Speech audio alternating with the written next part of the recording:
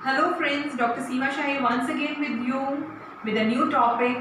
Today I will be discussing on type 1 diabetes. We all keep on saying diabetes हो गया, sugar हो गया. अभी डायबिटीज कितने प्रकार का है? मोस्टली देखा जाए तो दो प्रकार का है, टाइप 1 एंड टाइप 2. 90% लोग किससे ग्रसित हैं? टाइप 2 से. Type 1 less than 5% of the population is infected with having type 1 type diabetes. अभी टाइप 1 डायबिटीज क्या होता है, क्या डिफरेंस है टाइप 1 और टाइप 2 में, ये मैं थोड़ा सा आज बताऊंगी. Type 1 diabetes less than 5% population में पाया जाता है. टाइप 1 डायबिटीज फैमिलीज में नहीं पाया जाता मोस्टली. टाइप 1 डायबिटीज एक ऑटो इम्यून डिसऑर्डर है. टाइप 1 डायबिटीज यंग एज में पाया जाता है. It is seen in the young people, younger adults and even in the children. It begins in the childhood or in the young adolescence. But we can also see type 1 diabetes in the infants as well as adults. So ऐसा नहीं है कि adults को type 1 नहीं होगा, अभी adults को भी टाइप 1 हो सकता है, पर ज़्यादातर लोग यंगर एज ग्रुप में होते हैं जिनको टाइप 1 डायबिटीज़ होता है. जब इंसुलिन की इन्वेंशन नहीं हुई थी, इंसुलिन के आने से पहले टाइप 1 डायबिटीज़ लोगों की जो लाइफ एक्सपेक्टेंसी होती थी that used to be very less, तो उनकी लॉन्ग लाइफ होती नहीं थी, इसीलिए अडल्टहुड में कभी टाइप 1 डायबिटिक्स तक पाए नहीं गए थे. लेकिन आज इंसुलिन के आ जाने के बाद, जो कि टाइप 1 डायबिटीज़ का ओनली ट्रीटमेंट है, the main stay of treatment for type 1 diabetes is insulin, उसके आ जाने के बाद आज हम हर डायबिटिक क्लिनिक में एक छोटा सबसेट टाइप 1 डायबिटिक्स का ज़रूर पाते हैं, क्योंकि उनका ट्रीटमेंट पॉसिबल है, और ट्रीटमेंट पॉसिबल है तो उनकी लाइफ एक्सपेक्टेंसी बढ़ रही है. अब क्या होता है टाइप 1 डायबिटीज़? टाइप 1 डायबिटीज़ में जो बीटा सेल्स हैं पैनक्रियास के, उनमें इंसुलिन की सिक्रीशन पूरी तरीके से बंद हो जाती है. बिल्कुल भी इंसुलिन सिक्रीशन नहीं होती, इसलिए एक्सोजीनसली यानी कि हमको बाहर से इंसुलिन प्रोवाइड करना पड़ता है.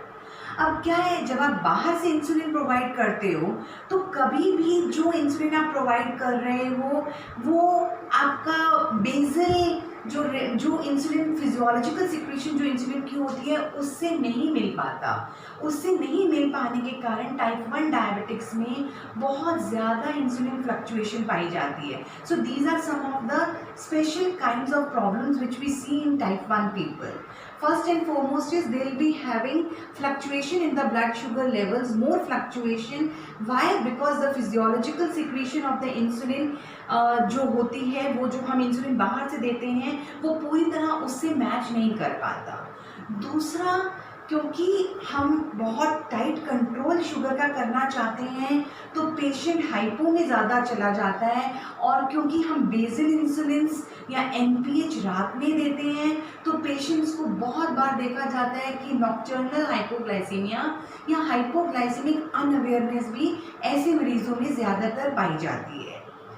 तो इन सब चीज़ों का ध्यान रखते हुए और भी बहुत सारी चीज़ें हैं, जैसे कि जो फीमेल्स प्रेग्नेंट हैं, टाइप 1 डायबिटिक लेडीज़ जो हैं, उनमें क्योंकि बहुत स्ट्रिंजेंट कंट्रोल शुगर का करना पड़ता है, and it is not easy to control the sugar so स्ट्रिंजेंटली.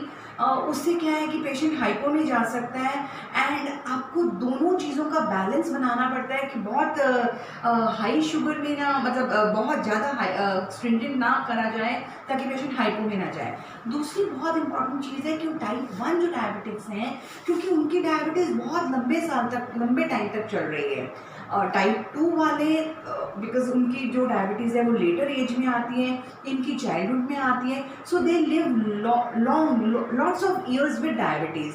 So high glycemic load होने से इन लोगों के अंदर क्रॉनिक कॉम्प्लिकेशंस होने के चांसेस जल्दी और ज़्यादा होते हैं. क्रॉनिक कॉम्प्लिकेशंस जैसे कि नेफ्रोपैथी, डायबिटिक रेटिनोपैथी, ये सब चीज़ें टाइप 1 डायबिटिक्स में ज़रूर पाई जाती हैं. मैक्रोवैस्कुलर कॉम्प्लिकेशंस इतनी ज़्यादा नहीं होती. क्यों नहीं होती? क्योंकि these people are of younger age and cardiac risk factors इनके अंदर कम होते हैं. अब क्या क्लिनिकल फीचर्स होते हैं, how would the patient with the type 1 diabetes present to you? Mostly they will present with hyperglycemia. So hyperglycemic symptoms होते हैं.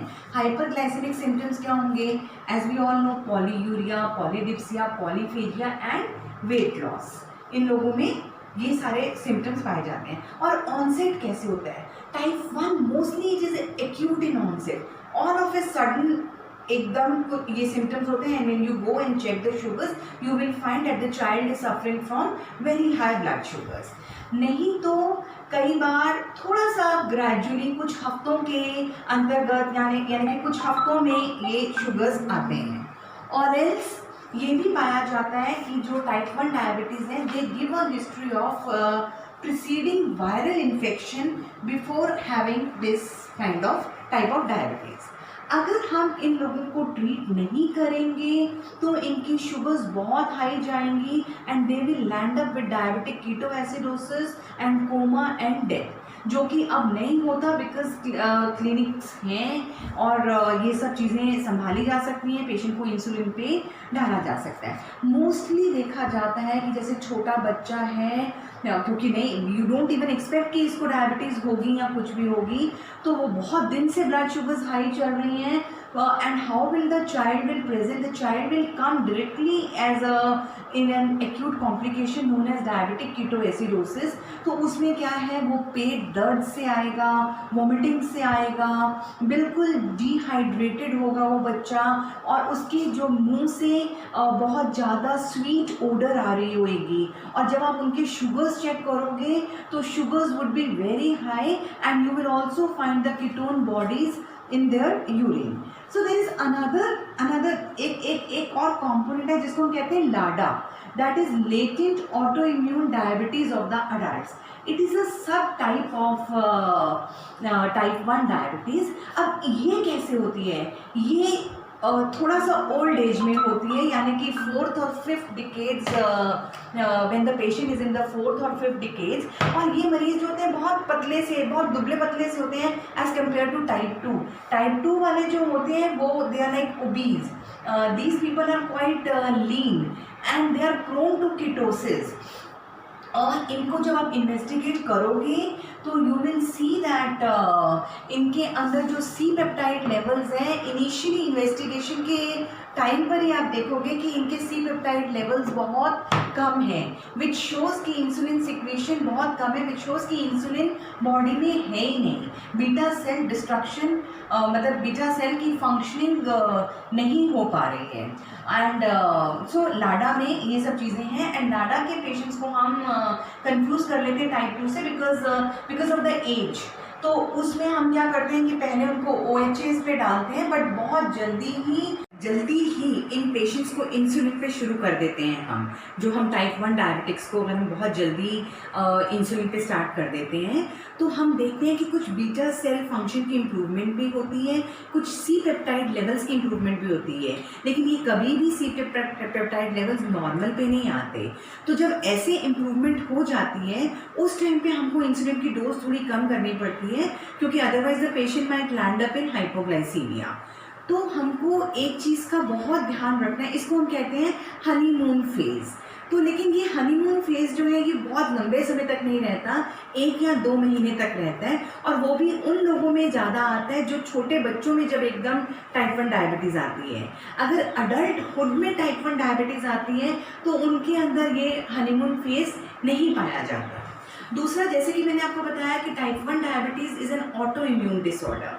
तो ऑटो इम्यून डिसऑर्डर होने के चलते which is what are the culprit, कौन से सेल्स हैं? So the T lymphocytes are the culprit. तो टी लिम्फोसाइट जब एक्टिवेटेड होते हैं तो ये कुछ ऑटो एंटीबॉडीज़ प्रोड्यूस कर देते हैं. कौन सी ऐसी ऑटो एंटीबॉडीज़ हैं जो टाइप 1 डायबिटिक्स में पाई जाती हैं? एक तो गैड एंटीबॉडीज़ हैं, एक आइलेट ऑफ लैंगरहंस एंटीबॉडीज़ हैं, एक इंसुलिन एंटीबॉडीज़ हैं. ये जब हम टाइप 1 डायबिटीज़ के लिए इन्वेस्टिगेट करते हैं उस टाइम पे हमको क्या क्या चीज़ें करवानी है? We have to get the sugar levels done, the fasting, postprandial, HbA1c, that is a must. Other than that, we will get their ketone bodies done because type 1 people will will have these ketone bodies, they are prone to ketosis, then we will get these auto antibodies done to differentiate. इनको differentiate करना पड़ता है type 2 को type 1 से, तो हम ये कुछ ऑटो एंटीबॉडीज कराते हैं, जैसे कि ये गैड antibodies, then insulin antibodies and islet antibodies. तो ये पाया जाता है कि ये ऑटो एंटीबॉडीज टाइप 1 डायबिटिक्स में होती हैं, लेकिन इंडिया में देखा जाता है कि कुछ लोगों में ये ऑटो एंटीबॉडीज भी नहीं पाई जाती. तो but that is an important thing. And C peptide levels needs to be check, because C peptide level एक बहुत बड़ा डिफरेंशिएटिंग फैक्टर है between type 1 and type 2. Type 2 के अंदर सी पेप्टाइड लेवल्स गिरते नहीं हैं, बिकॉज वहाँ पे बीटा सेल है और वो इंसुलिन सिक्रीट करता है, लेकिन क्योंकि इंसुलिन रेजिस्टेंस ज़्यादा होता है टाइप 2 में, इसीलिए C peptide levels are not that, they don't fall so much as compared to type 1 diabetes. Now what is the treatment? The mainstay of treatment for type 1 diabetes is insulin and only insulin is the treatment for type 1 diabetes. So now how will you give the insulin? तो type 1 diabetics को insulin की कई doses देनी पड़ती है, उनको basal bolus देना पड़ता है, दिन में 3 या 4 इंजेक्शंस देने पड़ते हैं. तो इसलिए बहुत संभल के, क्योंकि वो लोग हाइपोग्लाइसीमिया में भी जा सकते हैं, but as per the DCCT diabetes control and complications trial, even they say कि the stringent control of sugars is needed as we do it in type 2. HbA1c को हम 7 से नीचे ही रखना पसंद करते हैं. और सबसे इम्पॉर्टेंट चीज़ है कि first fix the fasting sugars को पहले फिक्स करो. प्री मील शुगर्स को 80 to 130 मिलीग्राम पर डेसीलीटर तक ले आओ जब आप इंसुलिन स्टार्ट करते हो. तो first and foremost thing is कि उनकी जो फास्टिंग शुगर्स हैं उनको कंट्रोल में लाओ. उसके बाद उनकी जो पोस्ट प्रैंडियल है उसको 180 से नीचे तक में फिक्स करना चाहिए. ये हमारा टारगेट होना चाहिए कि उनका A1C लेवल लेस देन 7% ही रहे. लेकिन ये भी हमको इंसुलिन देते हुए बहुत ध्यान में रखना है कि हम पेशेंट को हाइपो में ना ले जाएं. So these are very important things. Type 2 से ज़्यादा जो टाइप 1 पेशेंट्स हैं, इनके साथ एक टीम वर्क करना पड़ता है. The physician has to work with them, the dietitian has to work with them, and they should they should be very friendly with each other so that they can they need to learn. उनको सबसे पहले सीखना है कि कैसे injection लगाना है. फिर माइल्ड डोजेस भी चेंज करनी पड़ती हैं कभी अपने खाने के अनुसार, अपनी एक्सरसाइज के अनुसार, तो उनको वो भी सीखना है. ठीक है.